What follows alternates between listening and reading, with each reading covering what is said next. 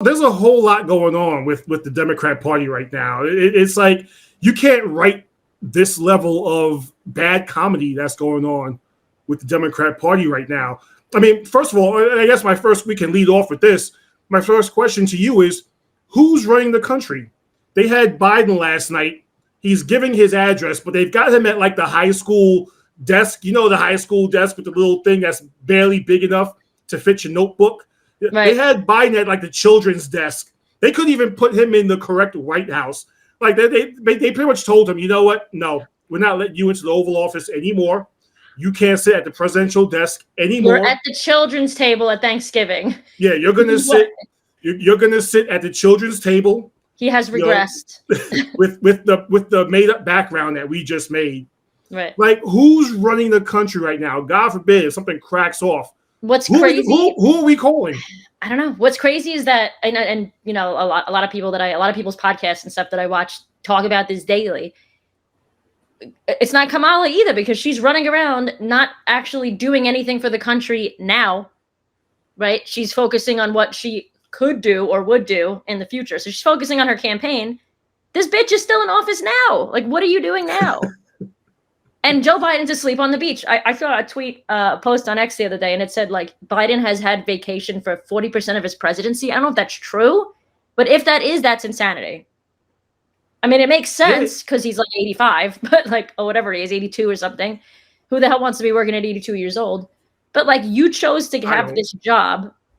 Why are you not even there 50% of the time? And even when you are there the 50% of the time, your brain's not even there. Well, he's called like several lids at like noon, hasn't he? Like, you know, he wakes up at the crack of 10 a.m. Right. Works for 2 hours. He's like, you know what? I'm done. I'm not doing this anymore. Yeah, I'm taking the rest of the day.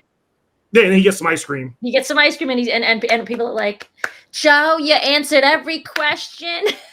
I still can't with his wife saying that. You did great. Talking to him like he's in 5th grade. Not even 5th grade. That's like 2nd grade. That's 2nd grade. Seriously. Yeah, Joe, we're so proud of you.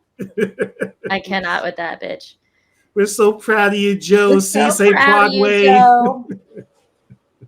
You're just like the taco bowls, Joe. C-Say Broadway with the Bogadas in the Bronx. Oh God! Like whoever told her to say all that stuff don't even know. Needs to be just excommunicated. Like you can't have a job anymore. No job whatsoever. You can't even work at McDonald's with that kind of insight. No, you can't. No. Apparently, Kamala can work at McDonald's, even though that was a lie too. Supposedly, right? McDonald's supposedly said that. I think it was corporate that answered, right? And they said that she never worked there. Why would you lie about that? Well, she lies to try to humanize herself. Mm-hmm. Like, how do you have? I put a tweet out about this, or an X, or however you say it. Mm-hmm. How do you get McDonald's stolen valor? Like, who lies about working at McDonald's? She could have easily said, you know what, I worked at Toys R Us, and no one would have known. Toys R Us is done.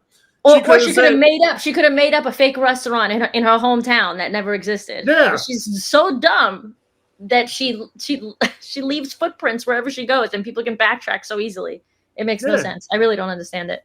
Like, okay, listen, my advice to Kamala's team, okay, next time she wants to do stolen valor from a place, make it a place that doesn't exist anymore. Blockbuster. She could have said, I worked at Blockbuster. No one's going to know. It's the nostalgia of my childhood. I'm going to vote for her, bitch. Get it together, bitch. But my question to you is, does Kamala Harris have that much of a problem where she's not humanized to the average voter? To anybody who's not, vote blue, no matter who, we're not discussing them because they're long gone. They're lost. Right. I agree with that. To the middle of the road voter who's really, they don't know if they're going to vote for Trump or they're going to vote for Harris. They're kind of on the fence. Is she having a problem connecting to them? Like, is this her way to humanize people now? I think she's trying her best to do that because I've seen, and again, the internet's not real life, but in some way it's a reflection of real life, at least a part of it. And I remember her like begging for money. Of course, they all beg for money on their campaigns, right? But while she was begging for money, Wiltz, is that the word? Having like a $50,000 pearl necklace on or something like that. And somebody found it on Tiffany on Tiffany's website and posted it, and they were like, "This hoe is begging for money when she could use that $50,000." Like, you know what I mean? Like, you are, when you are of that level, you, in my opinion, should not pretend to not be at that level, because then you just come across as fake. At least Trump is a billionaire. He knows he's a billionaire. He doesn't act like he's not a billionaire, right? He's like, yeah, like I go play golf and Joe Biden can't even hit the ball. You know what I mean? Like, and she's out here pretending to be working for McDonald's and a bad tub of collard greens. Like, you were Indian 5 minutes ago, ho. Like, what is going on? Like, stop being so fake. Like, that's one thing I can honestly say I don't think the majority of Americans are. I think we're many things. I think we can be very stubborn. I think we can be very sassy and very petty. But I don't think we appreciate being lied to as a nation. Like, I don't think Americans like or enjoy being liars or lied to. I think once you get caught in a lie, I think it's hard to say that they lose trust completely, because some people are just dumb, right? They'll just follow anybody no matter what. But these middle of the road voters, they might be a little dumb, right? Because they haven't chosen the correct way yet, in our opinion, maybe. But I don't know. I don't know if this is going to actually win her their vote.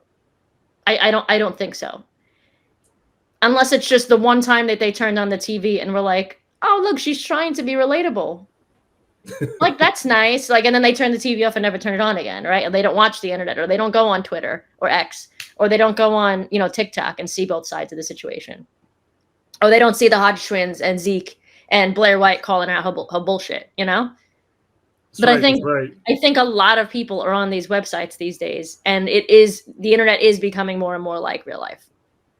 But that's just my opinion.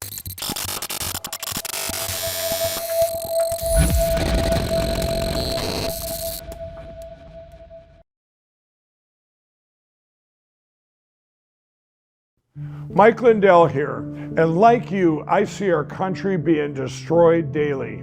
We face massive economic issues, and I can tell you from firsthand experience, there are people in power who threaten the values that have made our country great. Well, I've been a believer in gold and silver for a long time, and I've searched for years for a partner that shares my values. Well, Genesis Gold Group showed me how easy it is to protect your IRA, 401k, or your retirement with gold and silver. Their faith-driven approach to service and stewardship is one that stands out from the rest. To get your free definitive gold guide and get started learning more about investing in gold and protecting your retirement from uncertain times, visit treasureandtrust.com now. Fill out the basic contact form and a member of the team will be in touch. Again, that's treasureandtrust.com or call 855-625-7760.